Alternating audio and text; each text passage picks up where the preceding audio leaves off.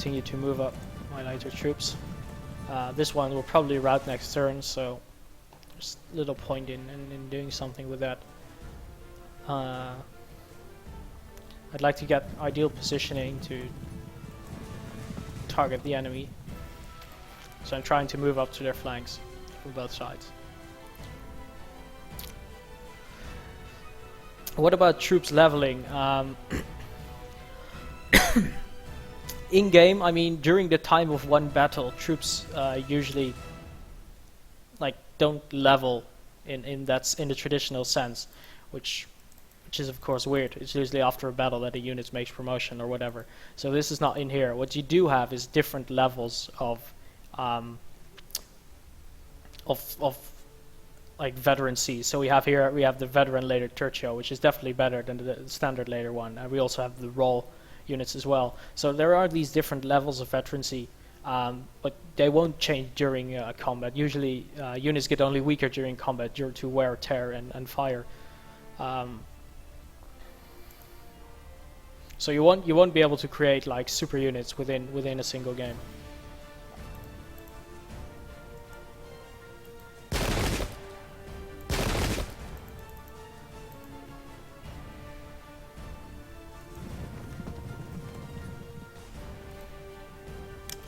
Right, so we've done our job here again, and we'll see how it turns out.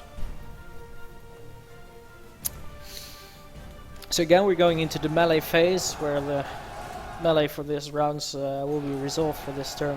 And I'm really hoping these two tertios together will be able to wear down the veteran unit enough. Here my cavalry is breaking, and unfortunately it also it also disrupts or even fragments one of my other cavalry units, which is very unfortunate. In the meantime, I do manage to break their cannons, which are dispersed as a result. But the enemy heavy cavalry is continuing on its rampage on my lighter one, so I definitely have to do something about that.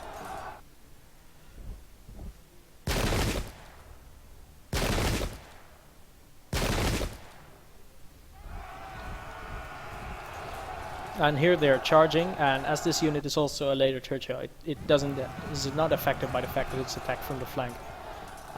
Still though, it's something I have to take into consideration.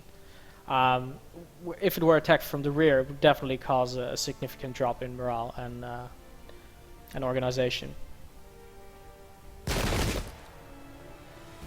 What is auto breaks? Auto breaks is when a unit reaches such a low level of manpower compared to the original that the unit itself breaks.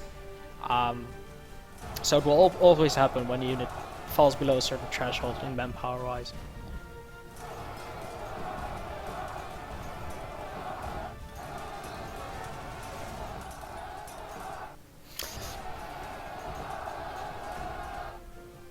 Ah yeah, of course, Richard, I forgot to mention that about the flanks. Definitely true.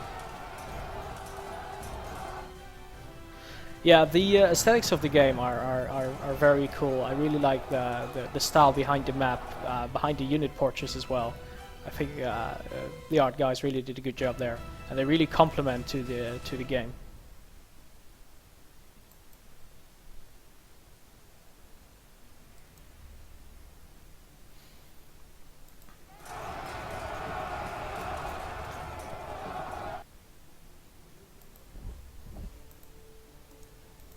Right, so this unit was already disrupted. We then attacked it with our own unit, and now it's routing.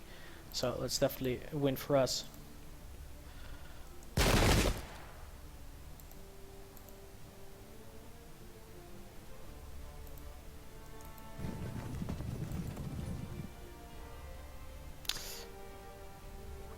Exactly, there's a 5% chance per turn that they return to the battlefield.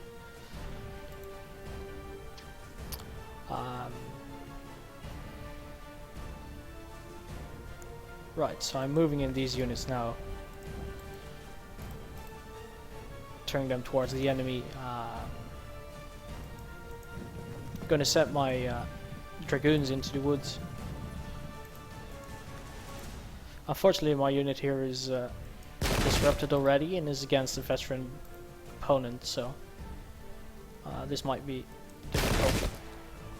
If possible, I will try and reinforce him with some of my other units soon enough.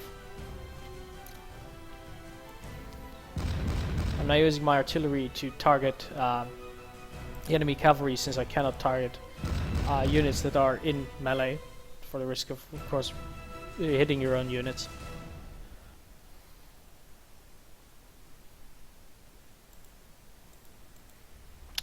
Okay, so again we moved our units for the turn. It doesn't look too well for me, to be completely honest. I'm not very confident on this game, but we'll see.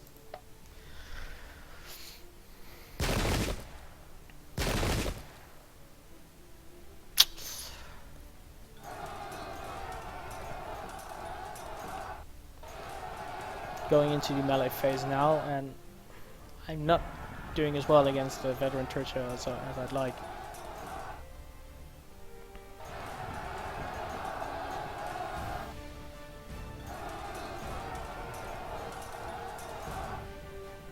And my unit breaks again, which is very unfortunate. And it's being chased by the enemy heavy cavalry. It also disrupts my musketeers, which are now being chased.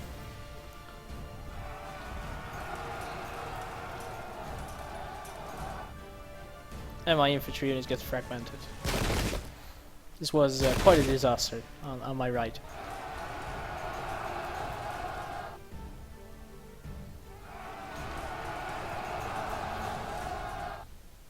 On my left, the heavy infantry formation is now charging each other into one huge melee. The enemy detached musketeers actually joining the melee here, which is rather unusual. Very interesting.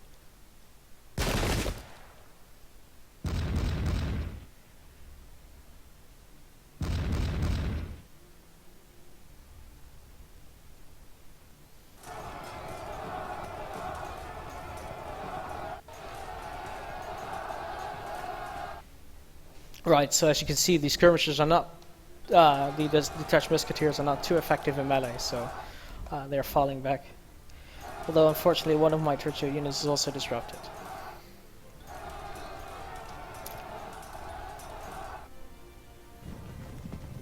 And we're winning a combat here, which is very cool, fragmenting an enemy.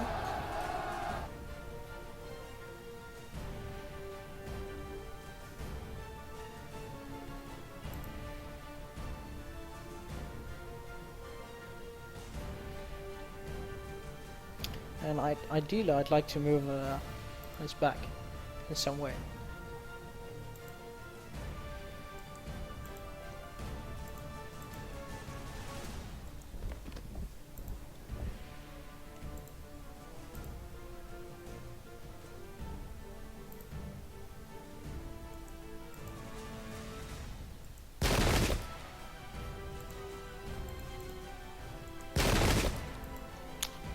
I'm very much fearing for this unit. I'm also fearing for this cavalry.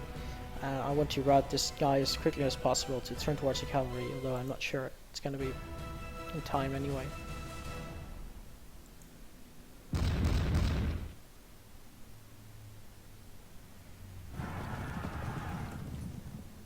And finally my artillery does useful stuff, breaking an enemy unit and disrupting another enemy formation.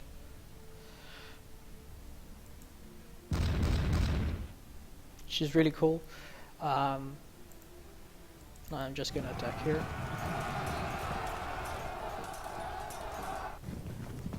Excellent.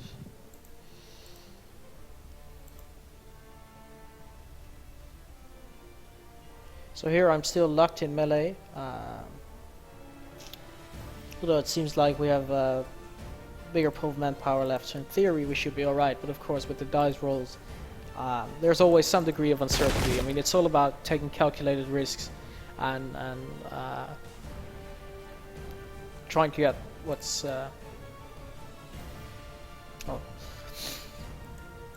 trying to guess as best as possible the outcome, even though you'd never fully know for sure.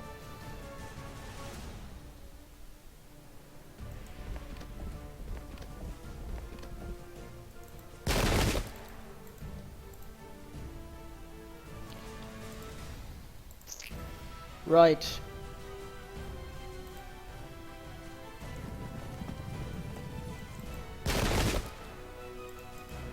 Doing our best here, but still not looking that good.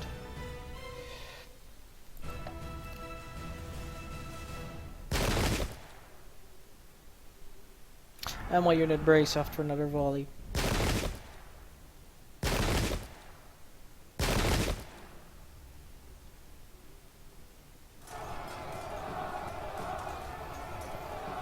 And here we're losing another melee against this veteran infantry from the enemy, which is very unfortunate.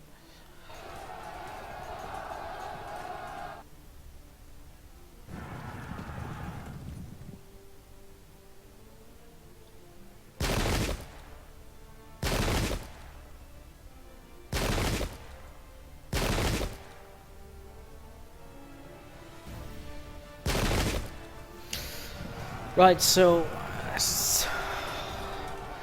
our infantry charged in the back. I was fragmented immediately. It was a very stupid move of me to turn them towards the enemy. I did not take that into account. So shame on me for that move especially. Although I'm sure there's a lot more that can be improved here.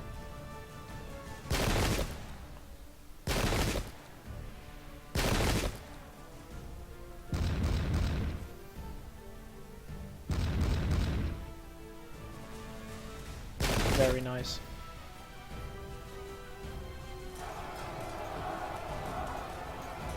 Ah.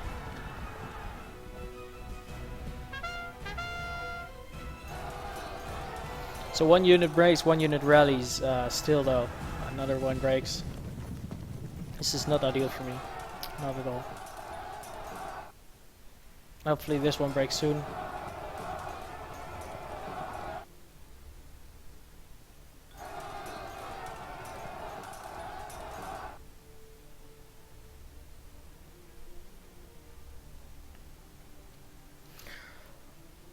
Right. So I think it also shows that even though I'm not, the AI is very good in exploiting my my errors. So I'm gonna have to try and fix that now.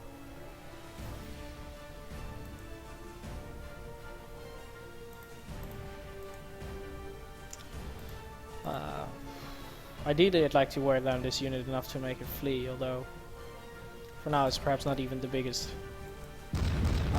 threat, as it's trying to chase one of my fleeing units.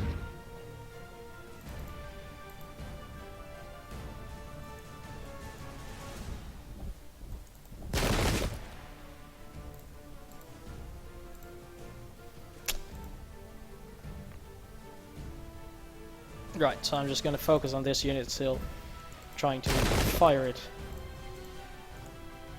as much as possible. See how much damage we can do.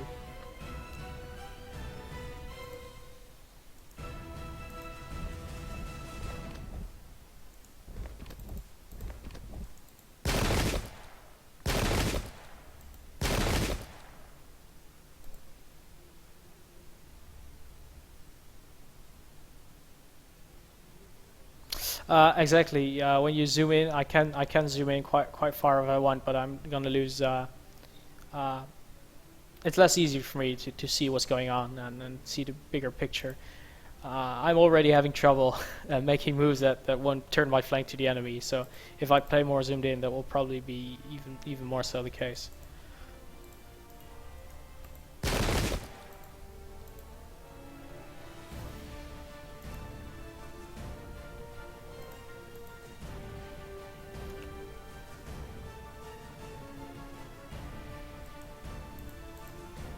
I'm really afraid to move this unit because it can basically break at any point, and it's quite dangerous where he is at the moment.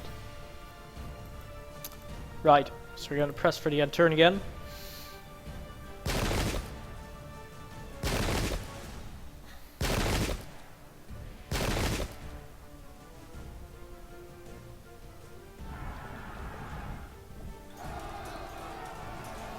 And more melee stuff going on, and hopefully we'll get some lucky dice rolls here.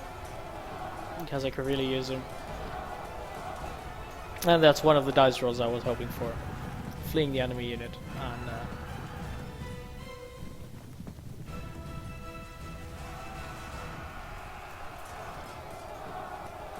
immediately flanking one other enemy, which is very good. You don't have control over your enemy when they're pursuing other units, so sometimes you really, if you can, plan it, although it's still hard to do because it's hard to predict like the place the enemy flees to, and it can really screw you up basically if you're caught off guard with that.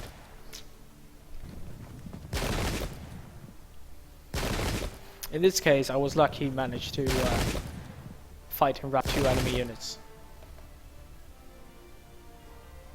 As you can see, what started as a relatively ordered battlefield is now already becoming more and more of a mess with individual skirmishes within the greater battle. Yet in the end, all of these will contribute to either a defeat or a victory. And finally, we managed to disrupt the enemy veteran formation.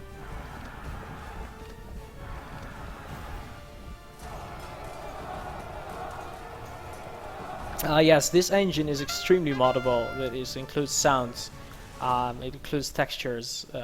Again, with the editor you can make pretty much everything you want. You can have different conflicts simulated if you want. So there's a lot you can do with this if you want more out of it than the 30 Years' War, the Italian Wars, and the English Civil War. Although, to be honest, these plus the extra army lists that are provided combined with the multiplayer are good for a great amount of content. So that's definitely not something you would have to be afraid of here. So now that we've finally disrupted this unit, I'd like to see if we can get to attack it and get to lock it in melee now.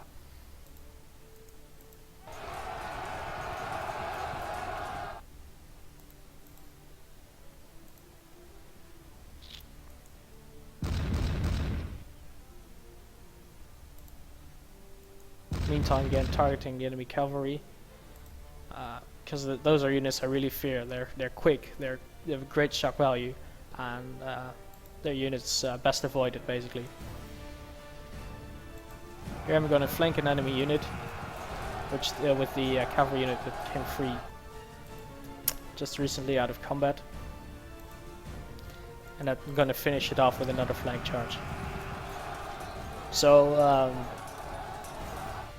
It seems like on this end, as badly as it went on my right, as decent as going on my left. Although my infantry formation it's kind of messy and it can go either way still.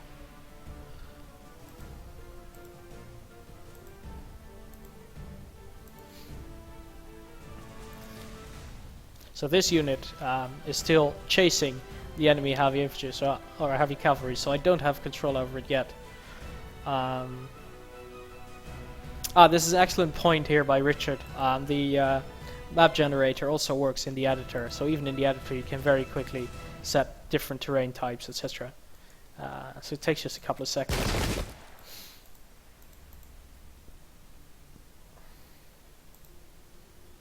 Right, so I'd like to think that this was a relatively successful turn for me. Managed to disrupt units, managed to flee some with taking relatively little myself.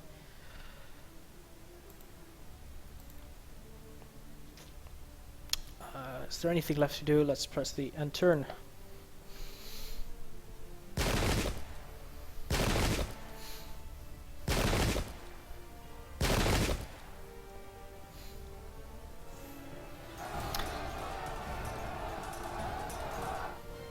And here we go again. So we finally got into the melee. The unit was disrupted, so we were at the advantage.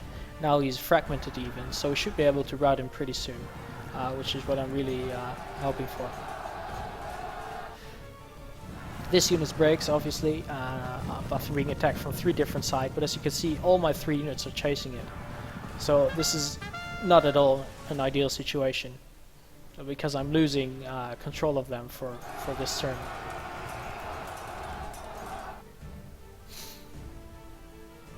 Surtur gonna lose, oh come on, put some faith here.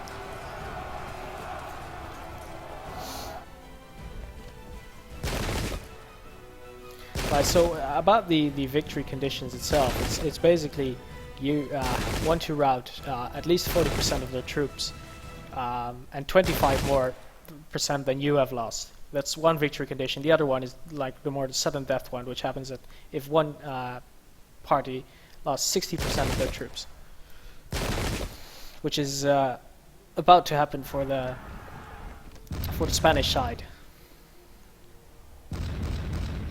Because, well, I lost some cavalry formations here and there that routed. They're not nearly as many troops as they are currently routing, especially these infantry units, which are very numerous. The flags are excellent. Yes. I'm very much a fan of all these different flags you see in game. And as you can see, this was the last turn, and we managed to rout over 60% of the enemy, while maintaining enough for myself.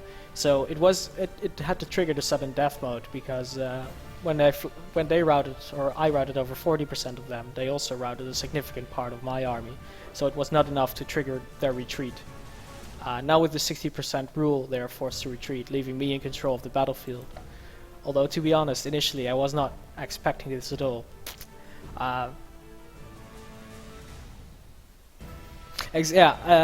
Java Feint. This is exactly one of the things I really love. Units, you lose control of your units when they charge the enemy. It is definitely a very nice touch, and can also really break your formation when you don't want it. This is one thing I really think is a nice touch as well. The enemy is defeated. Do you wish to accept their victory gracefully, or let the enemy withdraw without further bloodshed? So you can either choose: we shall not let any enemy formation leave the field intact, or honor is satisfied and let the slaughter end. In this case, I'm going to say honor is satisfied and let them retreat to safety, for they definitely gave a brilliant fight, and they really scared me on a great number of occasions. So here we are then, and we're going to see the end screen as well, with all the losses, both friendly and enemy. You can refuse and you can massacre them. Yes, you can, which is if you if you're in a very bad mood, I suppose that would be the way to go, right? Right, so here we have the losses screen then. So you can see the enemy killed, both foot, horses in total, wounded, which are also counted, as well as the captured and deserted, so being, for example, the dispersed units we saw earlier. And of course the guns lost. They lost one battery of guns, we luckily lost none. So overall I'd say this was a very decent victory. So this wraps this episode up for today. I'd like to thank you all for watching, and I'd like to send you all your feedback or suggestions or whatever to us, to me via the email address mentioned here, which is barts@slytherin.co.uk. This was for us the first time we were doing this on our official Twitch channel, so if you wanted to see more of this, let us know, or if you have any ideas or suggestions, please contact us. It could be very valuable.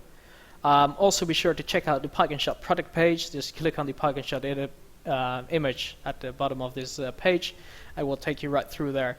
Pike and Shot will be released on the 17th of October for PC, including a Steam release. We'll hope to get the page up pretty soon, the Steam page. And I'd like to thank you all for watching again. It was truly a great pleasure, and hopefully I will see you again next time. Cheers, guys.